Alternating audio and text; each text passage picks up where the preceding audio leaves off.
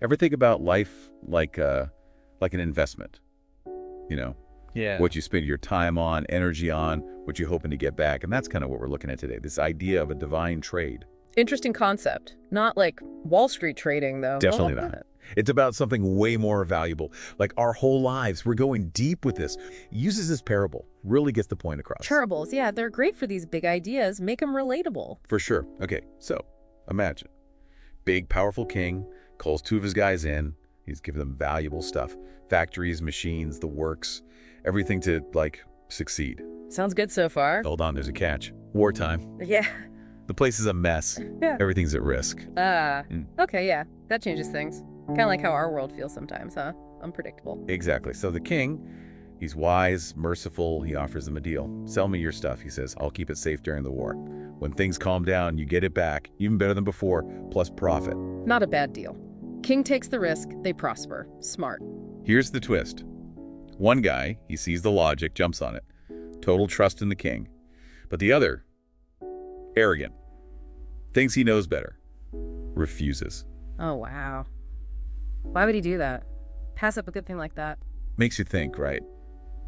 How we deal with tough times. Do we ask for help, take advice, or just try to muscle through alone, even when it's, maybe not the best move? Yeah, I see what you mean. So what happens next? These two guys, they made their choices. You bet they did. The one who went with the king, he's thriving, protected, profits rolling in, peaceful, secure. The other guy, disaster, everything lost, hopes crushed. All he's got is regret. Tough lesson. Choices have consequences. Big time.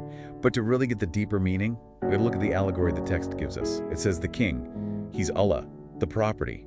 That's our lives. Body, soul, mind, the whole package. Right. I'm following. And that war-torn land. Well, that's this temporary world we're living in. So it's like our relationship with Allah. Are we like that first guy? Trusting, surrendering? Or are we out there on our own, trying to handle everything without his help? Okay, so let's say we take this divine trade. What's in it for us? The text lays out these 5 degrees of profit. And wow, they're pretty amazing. Yeah, it's like a glimpse into what happens when we sync up with Allah's will, Really transformative. So first up, transient actions become eternal. What does that even mean? Well, think about it.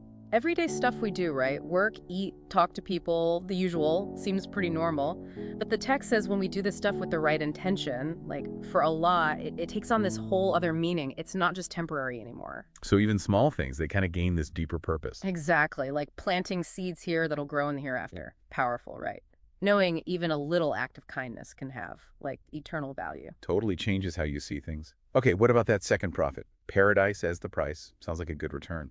Oh, yeah. It shows how valuable this trade really is. We're giving up something limited, our life here, for something unlimited, eternal happiness with Allah. Paradise, the text says. It's this place of unbelievable beauty, joy, everything you want, total peace, beyond anything we can imagine here. Paradise, just for following Allah's will. Mind-blowing.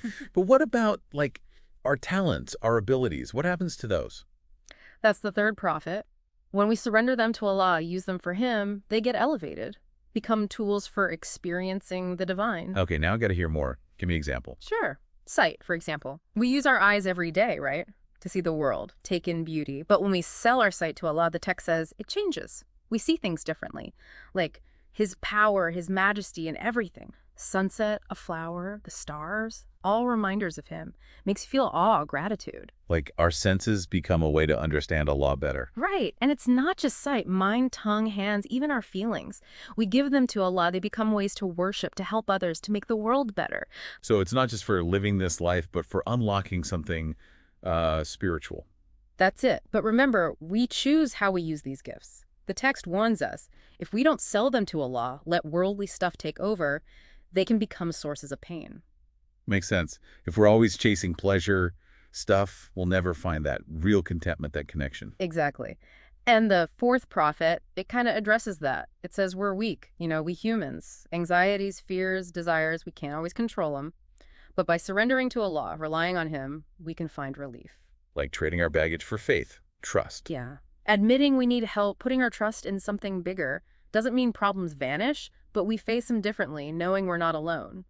We find strength in our connection with Allah. Okay, last prophet then. Fruits of our worship and spiritual growth. What's that all about? So all the effort we make to purify ourselves, get closer to Allah, prayer, fasting, charity, all that, it transforms into eternal happiness in the hereafter. So not just rules, but building a real relationship with Allah. And that leads to amazing rewards later on. You got it. It's about making our intentions match our actions. Living a life He approves of, knowing it leads to real, lasting happiness. This is all super inspiring. But I bet some listeners are thinking, what about the other side? Those who don't take the divine trade. The text talks about 5 degrees of loss. And, well, they're not pretty. Yeah, it's like a warning, Showing what happens when we reject Allah's guidance, go our own way. So what's the first loss? Losing what matters most in this life. Loved ones, things we own, even our youth, our energy. The text reminds us it's all temporary. Eventually it's gone. All we're left with is memories. And not just the loss, right? It's that burden, knowing they maybe didn't reach their potential, made choices that weren't aligned with Allah. Heavy stuff. Knowing those we loved might suffer in the hereafter because they didn't make the trade. And that brings us to the second loss. This one's about our relationship with Allah. It says those who reject the trade, they suffer the punishment of betraying His trust. Like, we were given these amazing gifts, life, abilities, potential, and instead of using them for Him, for our purpose, we waste them on temporary stuff. Exactly. We were made to worship Allah, submit to Him, live a life that shows His love, mercy. And when we ignore that, put our wants above His commands, we break that trust, face the consequences. What's the third loss, then? This one's about, wasting our potential. The text says those who don't make the trade, they lower themselves, become worse than animals. Sounds harsh, but it's saying humans, unlike animals, we have reason, intellect, free will. We can understand God, choose right from wrong, aim for more than just basic instincts. But if we only live for those desires, forget our spiritual purpose, we're wasting what makes us human, those special gifts that set us apart. Like throwing away the best part of ourselves. Makes you think. It does. And the fourth loss, it's about all the stress, the burdens of this life.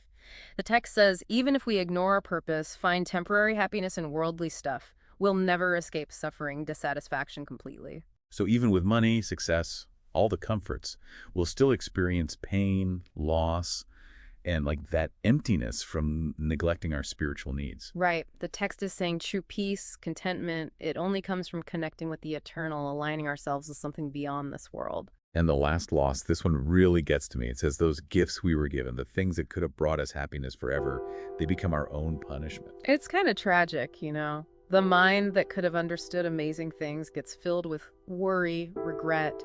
The eyes that could have seen beauty get fixated on desires, distractions.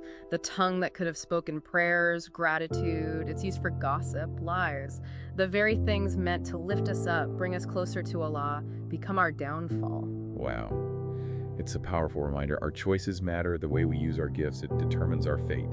It's a lot to think about, our gifts turning against us like that.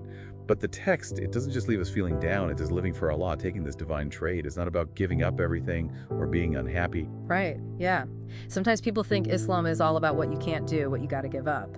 But this text, it shows it's more than that. It's finding that balance, seeing the good in this world, but knowing real, lasting happiness. It comes from, that connection with Allah. Yeah.